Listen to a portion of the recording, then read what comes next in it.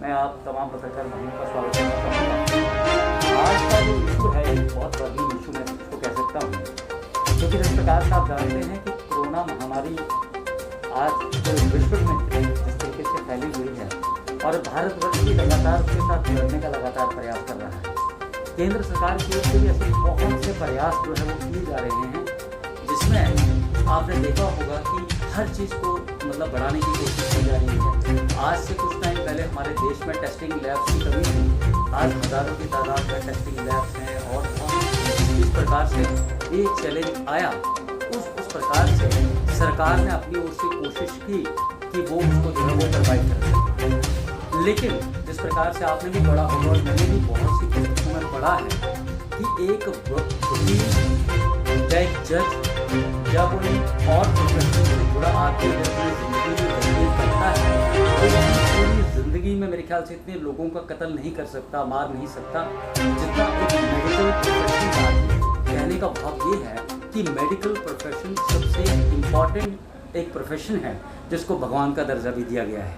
लेकिन ये भी कहना कहीं गलत नहीं होगा कि इस प्रोफेशन में भी बहुत से लोग, सभी लोग नहीं, बहुत अच्छे लोग हैं जो अपने पूरे तरीके से अपनी ड्यूटी को जो है वो सर अंजाम देते हैं। लेकिन इस प्रोफेशन में भी बहुत से ऐसे लोग बैठे हैं और बहुत सी ऐसी कोताहियाँ की जाती हैं जिससे मेरे ख्याल से बहुत से लोगों को जो है वो कहीं ना कहीं चैलेंज का जो है वो सामना करना पड़ता है। मैं बताऊं आपको, ये जो मैं आपको बताऊंगा ये सारी चीज़ें मेरे साथ जो है वो निकली हैं। आपको बताना चाहूँगा कि आजकल मेरे एक बहुत बड़े मेडिकल प्रोफेशनलिस्ट से बात हो रही थी, तो यही एक डिस्कशन हो रही थी कि आप जो आज कोरोना से कम लोग जो है वो कहीं ना कहीं मर रहे हैं, लेकिन जो लोगों में डिप्रेशन जो लोगों में आ रहा है, जो लोगों में एक डर की भावना है, जो लोगों में एक भय का माहौल है, उससे लोगों में कहीं ना कहीं बहुत सी कॉम्प्लिकेशंस जो है वो क्रिएट हो रही हैं। मैं आपको बताऊं कि 7 मई को मुझे कहीं ना कहीं कुछ सिम्टम्स जो हैं वो दिखाई दिए।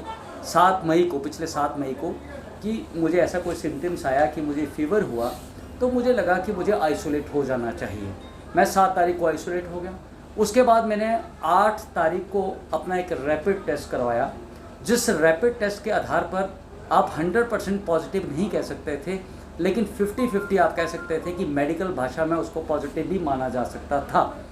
तो एक मैंने अच्छा शहरी, जिम्मेवार शहरी होने के नाते अपने आप को मैंने आइसोलेट जो था वो उसी दिन कर लिया। उसके बाद जो इसका प्रोटोकॉल है, जो इसकी दवाइयाँ हैं, मैंने वो लेना शुरू की और 10 तारीख तक मैं बिल्कुल नॉर्मल हो गया। और सबसे बड़ी बात है कि इस सरकार की ओर से मैं शुक्रगुजार हूँ केंद्र सरकार का कि जिसने वैक्सीनेशन जो है वो शुरू करवाई थी और उस वैक्सीनेशन के चलते बहुत से लोगों को जो है वो कहीं ना कहीं राहत भी मिली। मेरी पहली वैक्सीनेशन 5 फरवरी को हुई थी और दूसरा मेरा वैक्सीनेशन का टीका जो था वो 9 मार्च को हो गया था और शायद उसी के चलते मुझे कोई ऐसी समस्या नहीं आई। अब मैं बता रहा था आपको कि मैंने 10 तारीख तक मैं बिल्कुल ठीक हो गया, लेकिन उसके बाद मैंने सोचा कि क्योंकि मैं ज़िम्मेवार व्यक्ति हूँ और मुझे लोगों में जाना है, तो मैंने 13 मई को मैंने एक RT-PCR टेस्ट GMC कठुआ में करवाया। उस टेस्ट की रिपोर्ट आती है 15 तारीख को और उसमें मुझे पॉजिटिव दिया जाता है। वो मानने योग्य बात थी और मैंने उस बात को इसलिए स्वीकार कर लिया क्योंकि मेरे 10-12 दिन नहीं हुए थे, तो हो सकता है कि वो रिपोर्ट, हालांकि उसमें मुझे कोई प्रॉब्लम नहीं थी, कोई कॉम्प्लिकेशन नहीं थी, बट मैंने उस रिपोर्ट को मानते हुए फिर से आइसोलेशन में ही रहने का फैसला किया। उसके बाद 21 तारीख को जब मैं एक बार फिर मैंने अपना रैपिड टेस्ट करवाया और इस रैपिड टेस्ट के आधार पर मैं पूरी तरीके से नेगेटिव था और शारीरिक तौर पर मैं बिल्कुल फिट एंड फाइन था, मुझे किसी भी तरीके की कोई कॉम्प्लिकेशन नहीं थी। लेकिन उसके बाद मेरे कुछ दोस्तों मित्रों ने मुझे सुझाव दिया, क्योंकि आप एक जिम्मेवार व्यक्ति हैं और आपने लोगों के बीच में जाना है, तो कोरोना जो है ये स्प्रेड करता है, इसमें आप सुपर स्प्रेडर भी बहुत से लोग बन जाते हैं। तो उन्होंने मुझे सुझाव दिया कि आप थोड़े दिन और आइसोलेशन में रहिए, 1 हफ्ता। तो मैंने फैसला किया कि उसी आधार पर मैं आइसोलेशन में थोड़ा दिन और लगाऊँ। उसके बाद मुझे उन्होंने कहा कि आप RT-PCR टेस्ट करवाइए। अब बात यहाँ से शुरू होती है कि 27 तारीख को मैंने जो था अपना एक सैंपल जो था वो GMC कठुआ में दिया RT-PCR करने के लिए। RT-PCR हालांकि मुझे कोई समस्या नहीं थी, सिर्फ इसलिए कि मैं अपनी ओर से आश्वस्त हो जाऊं और मुझे लोगों के बीच में जाना है। अब उसके बाद क्या होता है कि उसकी रिपोर्ट जो है वो 29 तारीख को मुझे दोपहर को मिलती है। सबसे बड़ी बात है कि जब मेरा पहला पॉजिटिव आया तो उसके बाद मुझे उसी समय रिपोर्ट का मैसेज करने से पहले मुझे मुख्य चिकित्सा अधिकारी सीएमओ दफ्तर से फ़ोन आता है कि आप पॉजिटिव हैं, आप आइसोलेट रहें। उसके बाद मुझे ऑक्सीमीटर, जो मैंने पहले ही अपना प्रबंध किया था, लेकिन उन्होंने मुझे ऑक्सीमीटर भी फराहम करवाया और उसके बाद 1-2 बार उन्होंने मुझसे फ़ोन करके मेरी तबीयत के बारे में भी जानकारी ली। लेकिन इस रिपोर्ट के बाद मुझे कोई फ़ोन नहीं आया, ये मैसेज आ गया कि आप पॉजिटिव हैं। अब मैं आपको बताऊं कि 7 तारीख और 29 तारीख के बीच में लगभग 22 से 23 दिन का फ़र्क आ गया। अब एक आदमी जिसे ये बताया जाए कि वो 23 दिन के बाद भी पॉजिटिव है तो उस पर क्या गुजर सकती है, ये आप मेरे मित्र भली भांति जानते हैं, समझ सकते हैं इस बात को। उसके बाद मुझे परेशानी हो गई कि मुझे कोई शारीरिक तौर पर कोई परेशानी नहीं है, मुझे चलने में परेशानी नहीं है, मुझे बैठने में परेशानी नहीं है, मुझे बोलने में परेशानी नहीं है, मैं कोई थकावट महसूस नहीं कर रहा हूँ और मैं 100% अपने आप को फिट महसूस कर रहा हूँ। यार मेरी रिपोर्ट पॉजिटिव कैसे आ गई? आप विश्वास नहीं करेंगे, मैं 1 घंटे तक बहुत परेशानी में रहा, क्योंकि मेरे दिमाग में यही चलता रहा कि ये कोई कोरोना का नया रूप तो नहीं आ गया कि जो 23 दिन बाद भी बंदे को जो है वो पॉजिटिव जो है वो शो करता है। फिर इसी परेशानी के दौर में, क्योंकि मैं एक जागरूक नागरिक भी हूँ, पढ़ा लिखा नागरिक हूँ, मैंने इनकी सारी जो मेरे को मैसेजेस आए थे मैंने इनको खंगालना शुरू किया।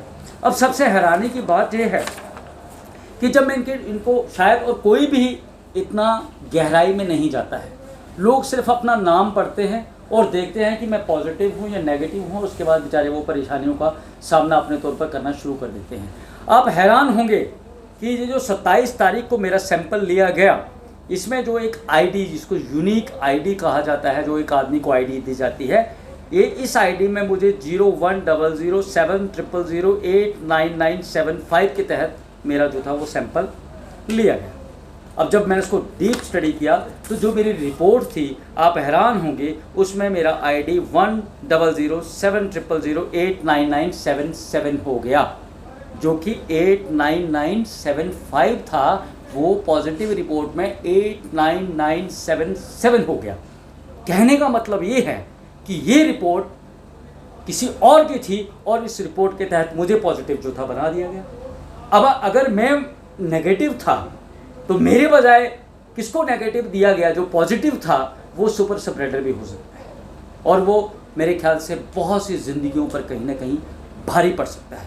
मैं ये कहना चाहता हूँ कि जीएमसी प्रशासन की एक बहुत बड़ी कोताही से आप कह सकते हैं, बहुत बड़ी नालायकी से आप कह सकते हैं, जिससे मेरे ख्याल से हज़ारों लोगों की ज़िंदगियों को कहीं ना कहीं जो है वो आप उस पर प्रश्न चिन्ह लगाने का जो है वो प्रयास कर सकते हैं। जवाब देने से पहले, जब मेरा ये रिपोर्ट पॉजिटिव इन्होंने मुझे दिया, तो जब मैंने ये सारी चीज़ें देखी तो मैंने उसी समय एक प्राइवेट लैब से संपर्क किया जो ICMR से एफिलिएटेड है। उससे मैंने संपर्क किया और उसके आदमी को बुला के, एक जिम्मेवार नागरिक शहरी होने के नाते, मैंने घर में जो था उसका सैंपल वो उन्होंने मेरा कलेक्ट किया और उसकी रिपोर्ट जो थी, ये मुझे उन्होंने सैंपल कलेक्ट किया 29 तारीख को, जिस दिन इनकी रिपोर्ट आई। 29 तारीख को मैंने दोबारा सैंपल दिया और मेरी रिपोर्ट नेगेटिव थी जो आई। अब कहने का भाव सारा ये है कि ये सारी चीज़ें मुझे बताइए, एक आम आदमी क्या, मैंने तो चलो बड़ी गहराई में छानबीन की तो मुझे ये बात मेरे संज्ञान में आई, कोई भी व्यक्ति मैं समझता हूँ कि इतनी इसकी गहराई में नहीं जाता है। और मैं समझता हूँ कि ये कहीं ना कहीं खास करके जीएमसी जो इतना बड़ा इंस्टीट्यूशन है और आज केंद्र सरकार इतना प्रयास कर रही है कि लोगों को इस महामारी से रिलीफ मिले, तो चंद लोगों की कोताही से, चंद लोगों की नेग्लिजेंसी से, चंद लोगों का जो अपनी ड्यूटी के प्रति उनको 100% समर्पित होना चाहिए, जिस प्रकार से मैंने शुरू में ही कहा, खास करके मेडिकल फील्ड के आदमी को। उसके बाद जब ये रिपोर्ट आती है तो मैं सीएमओ दफ्तर को फ़ोन करता हूँ। मेरे एक संपर्क के व्यक्ति थे, मैंने उनको फ़ोन किया। मैंने उनको नहीं बताया कि मेरी रिपोर्ट क्या आई है, मैंने उनको कहा कि यार मेरी रिपोर्ट कृपया चेक करिए क्या है। उन्होंने मुझसे पूछा कि आपका आईडी नंबर क्या है, मैंने जो मेरा आईडी नंबर था मैंने दिया। उन्होंने, वो कंप्यूटर के पास ही खड़े थे, जब उन्होंने चेक किया तो उन्होंने मुझे बताया कि आपकी रिपोर्ट नहीं आई है। अब मैसेज में मुझे रिपोर्ट आ गई थी। फिर उन्होंने मुझसे पूछा कि भाई साहब आपका फ़ोन नंबर क्या है। मैंने उनको अपना फ़ोन नंबर दिया। जब मैंने उनको फ़ोन नंबर दिया तो वो बड़े मायूस होकर बोले कि भैया आपकी रिपोर्ट तो पॉजिटिव है। तो मैंने उनको कहा जी मेरी रिपोर्ट जो पॉजिटिव दिखा रही है, जो मैंने आईडी नंबर दिया है आपको, कृपया वो देखिए उसमें क्या है। जब उन्होंने देखा तो वो भी कहीं ना कहीं चक्कर खा गए कि ये आईडी तो किसी और की है, ये नंबर तो किसी और का है। फिर सारे पल्ला झाड़ने लगे। जीएमसी भी उन्होंने अपने लेवल पे संपर्क किया। तो आप हैरान होंगे, मैंने इस बात की जांच नहीं की है, लेकिन जो मुझे उन्होंने बताया कि इस आईडी पर 4 से 5 आदमियों का रजिस्ट्रेशन हो रखा था। हैरानी का सवाल उठता है कि ये 4 या 5 आदमी एक आईडी पर जो रजिस्टर्ड किए वो कैसे किए।